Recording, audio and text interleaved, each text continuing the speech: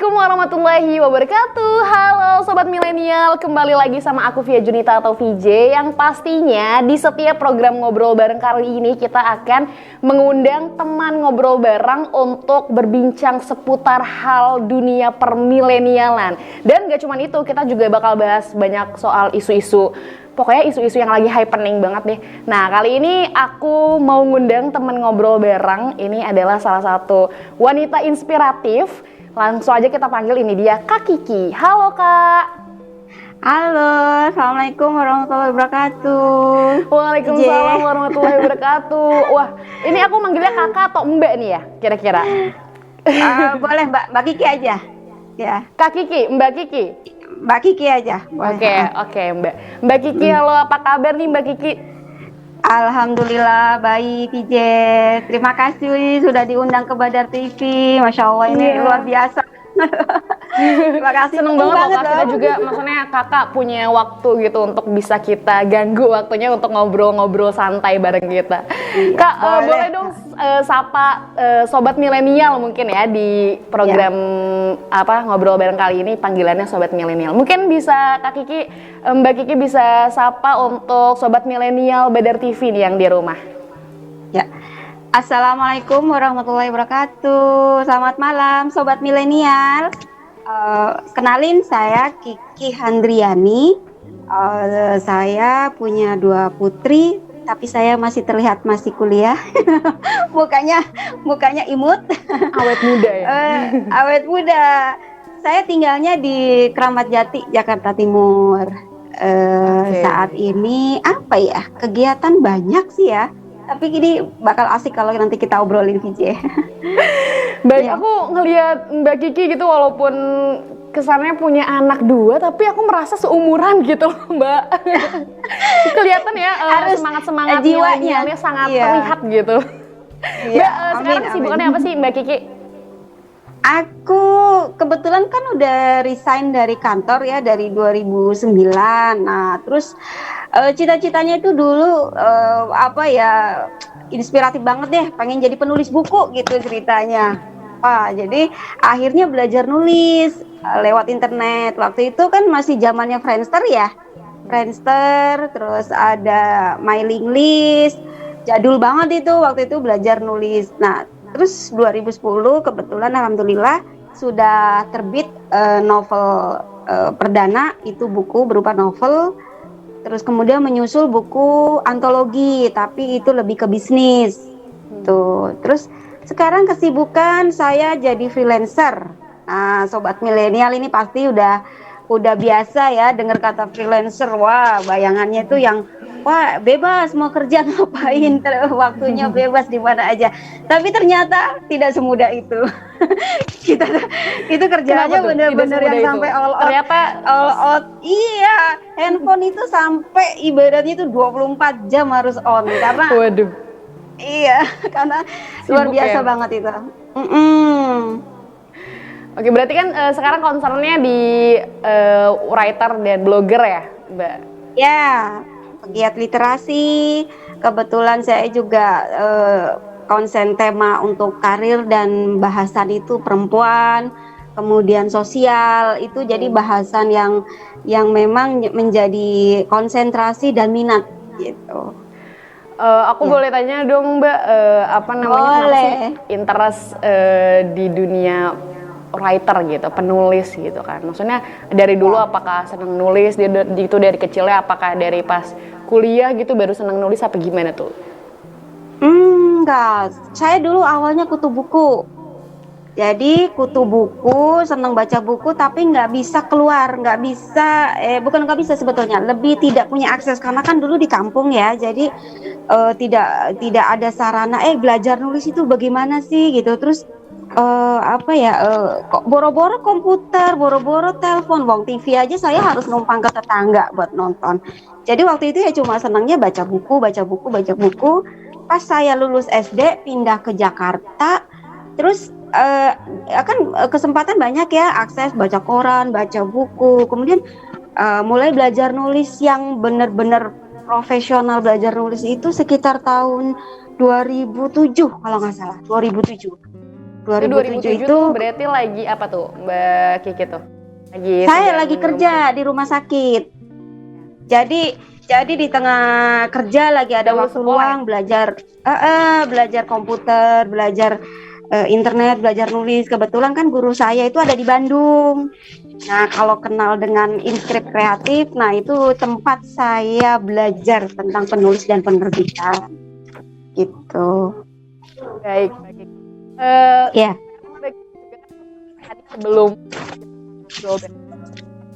di Instagram gitu kan maksudnya aduh banyak banget gitu kegiatan-kegiatan yang nggak cuma sekedar menulis tapi ternyata juga aktif di kegiatan-kegiatan sosial gitu. Sekarang lagi apa ya, lagi menggeluti kegiatan sosial apa nih Mbak Kiki? Oh ya, kebetulan saya diminta jadi narasumber sama jadi mentor di sebuah diklat SAR. Jadi ini organisasi kemanusiaan. Mereka itu membahas melatih anak-anak muda untuk menjadi relawan kemanusiaan dan kesehatan dan kebencanaan. Jadi misalnya mereka dilatih selama 3 hari di Bogor. Kebetulan Jumat besok habis subuh saya berangkat selama 3 hari. Itu sebulan 2 kali. Nah di sana itu dilatih gimana sih jadi relawan yang bantuin orang sakit, nganterin orang sakit, kemudian bagaimana kalau ada bencana alam, mereka tuh turun bareng-bareng dengan SAR, bareng-bareng dengan BNPB. Nah itu mereka dilatih. Nah saya itu jadi mentor, jadi narasumber, tapi terkait dengan media sosial. Nah media sosial ini kan yang happening, booming, semua dari anak muda sampai anak kecil sampai orang tua itu pakai. Nah jadi saya melatih mereka untuk memanfaatkan media sosialnya itu untuk kemanusiaan. Jadi bukan cuma selfie, juga bukan cuma foto yang tidak berguna, yang maksudnya bukan tidak berguna, tapi sesuatu informasi yang kita posting di media sosial itu kan kita harus pikirkan juga dampaknya ini apa sih buat orang lain yang lihat gitu. Oh saya lagi bantuin misalnya nenek-nenek terjebak banjir, terus kita foto nih, kebetulan ada yang motoin, kita share. Nah ini kan membangkitkan satu inspirasi ya bahwa kita bisa kok berbuat baik sama orang lain itu jangan yang susah-susah, yang sulit-sulit harus nunggu kaya, harus nunggu lulus S1, S2, tapi kita semua bisa lakukan di sekitar kita. Nah, itu saya kaitkan dengan media sosial, gimana caranya relawan-relawan anak-anak muda ini dilatih gimana cara menulis caption yang baik, gimana cara ngambil foto yang bagus. Nah, ini kan nggak semua orang punya ilmunya. Nah, saya turun di situ sebagai mentor. Baik. Itu VJ. Maksudnya ini Mbak Kiki tuh dari awalnya gitu, apakah kuliah di jurusan komunikasi, apa sosial, apa gimana sih maksudnya sampai akhirnya terjun ke dalam dunia digital gitu kan, media maksudnya bicara sebagai digital media gitu-gitu. Enggak, saya malah dulu kuliahnya gini loh, tapi jangan ditiru ya, soalnya sedikit membongkar ini ya. Jadi ceritanya tahun 2000 sampai 2009 itu saya kerja di sebuah klinik gigi elit di rumah sakit MMC yang bekerja sama dengan rumah sakit MMC. Nah, kebetulan waktu itu saya kan sebenarnya cuma lulusan SMA, tapi salah satu atasan saya dokter gigi itu perempuan. Melihat bahwa saya itu kutu buku, saya itu kalau lagi nggak ada pasien senangnya baca gitu. Jadi koran, majalah yang dilangganan sama klinik itu aku bacain terus gitu. Terus dia ngelihat bahwa Kiki kamu mau kuliah nggak? Kuliah dok, saya duit dari mana gitu. Pikirnya waktu itu kan gajinya pas-pasan banget ya. Terus nanti saya biayain gitu. Nanti separuh kamu, separuh saya. Wah, excited banget. Mau dong. Akhirnya saya cari-cari tuh mulai. Ternyata dapat kuliah karyawan. Tapi yang komunikasi kebetulan kan saya sebenarnya waktu itu pendiam banget, boro-boro kayak sekarang itu enggak ini. Jadi dulu itu minderan banget Introvert banget. Gitu ya? Iya, introvert banget. Nah, kepengennya tuh kalau lagi lihat TV ya, jurnalis itu ngejar-ngejar narasumber, bawa-bawa kamera, tuh kepengen kayak gitu. Tapi gimana caranya? Akhirnya saya cari. Nggak taunya kelas karyawan nggak ada yang waktu itu nggak ada yang buka jurusan itu, adanya sistem informasi. waduh, sistem informasi bagaimana ini? Ini kan harus nguplik program ya, pemrograman gitu gitu. Tapi nggak apa-apa deh, yang penting dapat ijazahnya gitu. Jadi saya kuliahnya cuma 3 semester. Jadi itu belajar di lapangan. Saya matengnya di lapangan. Jadi buat sobat milenial yang misalnya, aduh aku nggak kuliah, nggak punya biaya atau alasan atau ada alasan apapun ya yang membuat kalian itu nggak bisa kuliah, jangan drop, jangan merasa wah saya kalah sama dia, sama teman saya yang S1, S2, enggak. Saya contoh nyata, contoh hidup ini masih ada. Jadi saya itu kuliah cuma 3 semester, tapi saya justru dapat ilmu yang luar biasa itu di lapangan. Karena gitu. pada dasarnya kita ilmu tuh bisa dicari di mana aja ya Mbak ya? Bisa di mana aja, jangan terpaku. Akan lebih bagus kalau misalnya kita bisa kuliah ya, tapi tidak semua orang itu beruntung, baik beruntung dari sisi keuangan, sisi waktu, kemudian dari sisi misalnya saya semangatnya ada, tapi ternyata otak saya, kepala saya udah nggak sanggup mikir. Nah kan kita nggak bisa paksain juga. Setiap orang itu punya sesuatu dalam diri dia itu talenta yang sebetulnya kalau kita mau belajar menggali siapa sih diri kita itu sebetulnya, itu akan justru ditemukan, oh gue bisa kok berhasil lewat jalur ini, aku bisa lewat tema-tema apa, bidang-bidang apa yang dia suka gitu. Menarik banget gitu kan, maksudnya pasti memotivasi banget sobat milenial gitu kan, maksudnya dengan wadah kegiatan-kegiatan yang memang bisa kita ikuti di luar gitu kan, maksudnya selain kuliah juga kita masih banyak, dan bahkan nih contohnya Mbak Kiki ini salah satu aku inspirasi woman banget gitu loh. Amin, terima kasih. Aduh Mbak Kiki, tadi kan udah soal digital gitu kan, Mbak Kiki sempat ngisi acara tentang bijak bermedia berarti ya, itu soal gimana tuh? Iya. Jadi kebetulan kan saya konsentrasi juga di literasi. Nah ini literasi lebih panjang lagi bahasannya. Orang kadang suka gini, misalnya di Instagram dia baca postingan apa, terus ini komennya langsung panas gitu, dia langsung bertanya sesuatu yang padahal dalam postingan tersebut sudah terjelaskan gitu ya. Misalnya di mana sih tempatnya, padahal di situ sudah dijelaskan tempatnya di sini, tanggal segini, kejadiannya ini. Nah ini sering terjadi kepada anak-anak muda yang kadang mereka itu tidak teliti, tidak aware dengan apa yang mereka baca, apa yang mereka lihat, apa yang mereka dengar. Jadi belum apa-apa udah komen. Nah, bijak berliterasi, bijak bermedia sosial ini kan ada hubungannya dengan literasi. Literasi itu bukan cuma, oh saya bisa baca, oh saya bisa nulis, tidak. Tapi bagaimana kita memahami dan mengaplikasikan apa yang kita dengar, apa yang kita lihat, apa yang kita rasakan ke orang lain itu lebih positif gitu.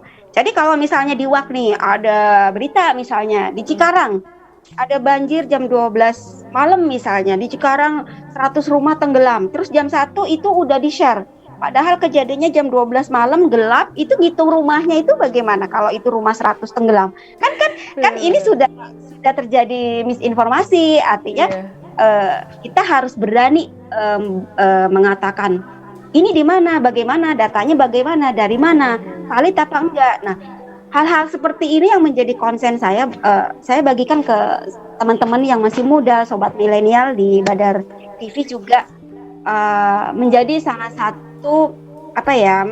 satu orang-orang yang menjadi target bahwa literasi digital itu bisa dimulai dari sobat-sobat milenial semua, dari orang-orang tua juga. Kita jangan terpaku kepada pendidikan. Saya cuma lulusan SMA, jangan. Semua orang itu bisa berkontribusi untuk orang lain lewat berbagai macam jalan gitu.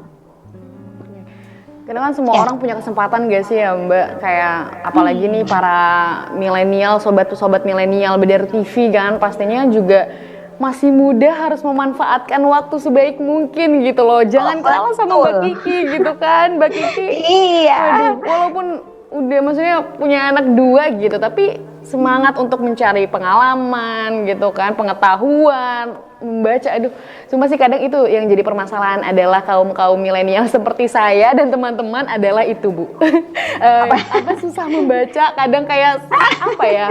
Ada perlu trik-trik yang memang bisa relate gitu sama kehidupan sobat milenial gitu. Mungkin ada beberapa tips yang mungkin bisa akhirnya kita termotivasi untuk bisa belajar banyak, tidak hanya sekedar membaca buku aja, tapi ada ya, Bu ya?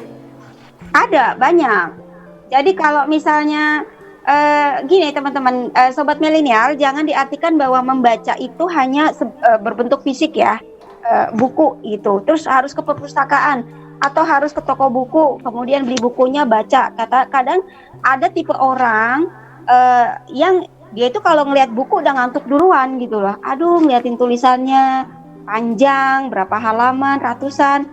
Kayaknya udah ngantuk duluan baru baca beberapa halaman. Nah, membaca itu ada dua. Kita membaca tulisan dalam bentuk buku atau digital, e-book. Misalnya kita baca di Instagram, di website, atau di Twitter. Tapi ada juga satu lagi, membaca dalam tanda kutip.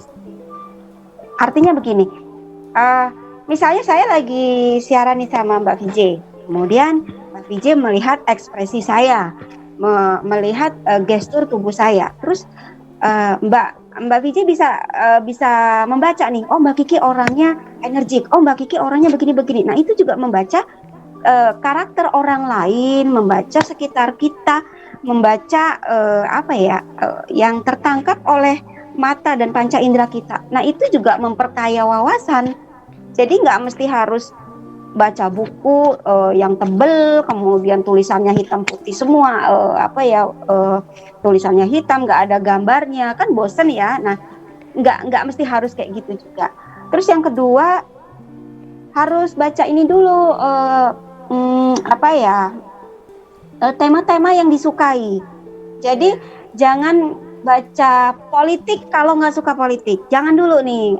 Tapi baca sesuatu yang aku seneng ngoprek gadget nih, seneng ngoprek komputer, baca dulu yang kayak gitu. Misalnya kisah sukses siapa kek yang orang tuh dia dari kampung loh, nggak berpendidikan tinggi tapi dia berhasil punya toko komputer misalnya.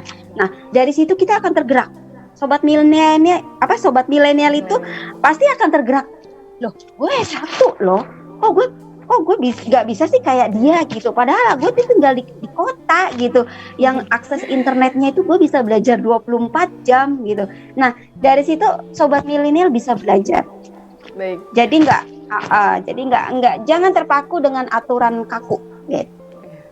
Baik Mbak Kiki, kita masih pengen banget bahas soal membaca ini kan, karena masih banyak gitu. Setelah yang satu. Yeah.